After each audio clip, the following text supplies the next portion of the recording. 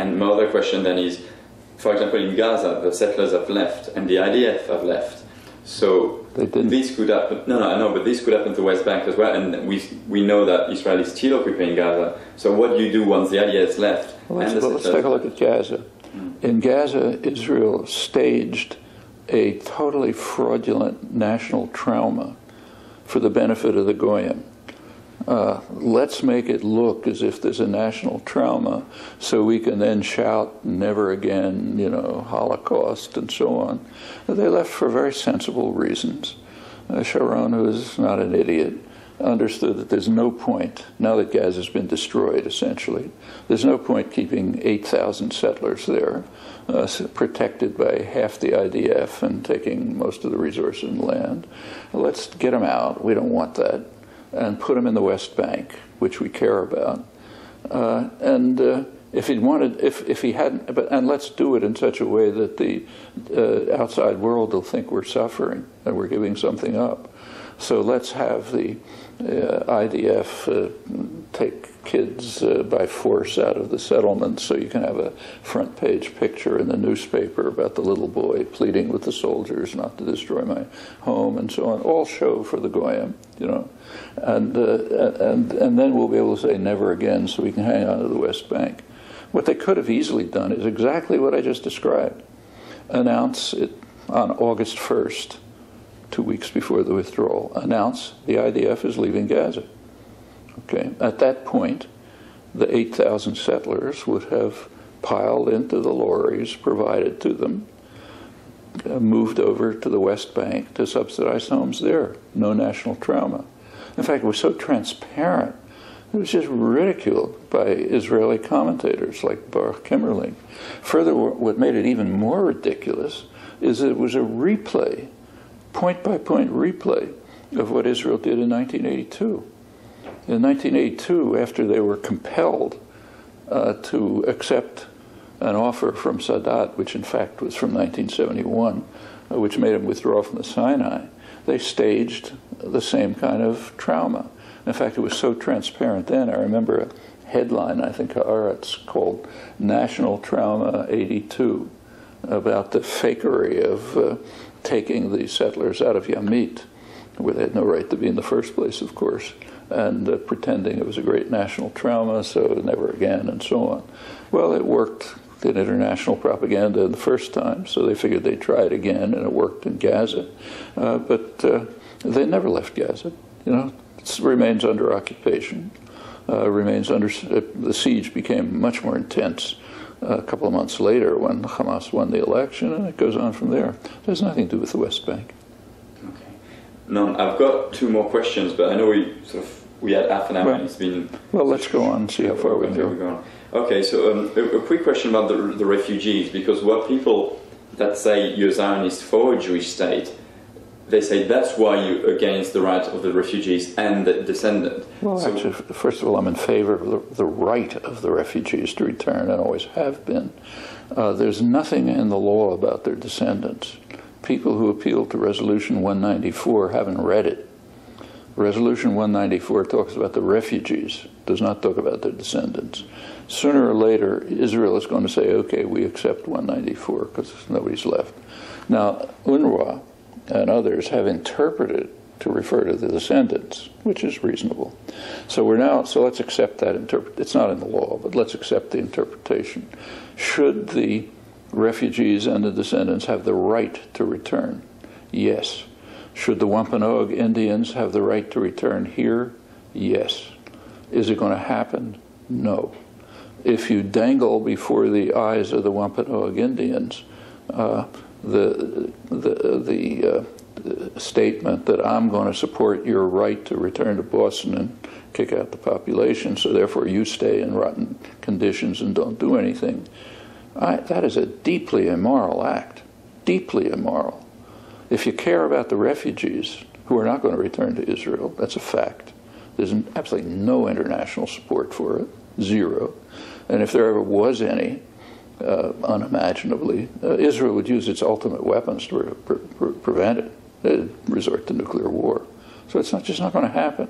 So the right can be affirmed and should be affirmed, as it should be for Native Americans and for plenty of others.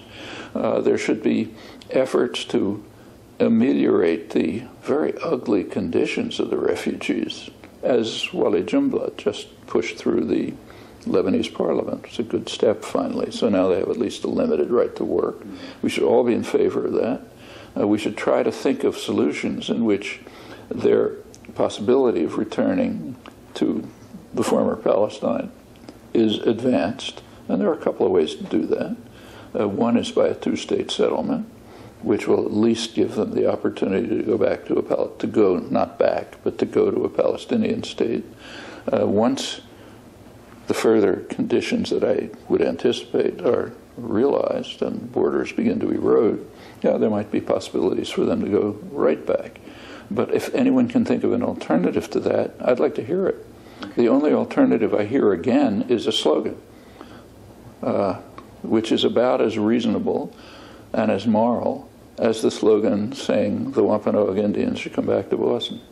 Okay, so you're saying that they have the rights. I mean, they should have the right. They have the rights, and they should have the right, and the right should be affirmed. And in fact, if you look at there have been a couple of approximations to a settlement. The only one with an interstate character was in Taba in January 2001, where the two sides came pretty close to a settlement, and they dealt with this issue.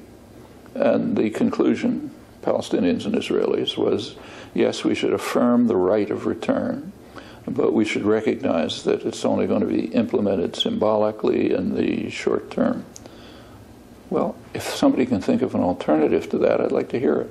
A real alternative, not a feel-good slogan. It makes me feel good to say they should come back, but an alternative that takes into account the suffering and needs of the refugees. That's what I mean by a real alternative. If there is one, let's hear it. Actually, sorry, but I'd like to go back on one thing about the binational and one state, because for some people it's very not clear what is a binational and what is a one state. Is it one person, one vote? Is it one state with two people with different... What do you exactly... Yeah. I mean, in multi-ethnic... In the United States, you can have one state. It's a pretty homogeneous society by international standards. It's homogeneous because the indigenous population was eliminated. And then it was settled by, English colonists, Scotch-Irish, other Europeans.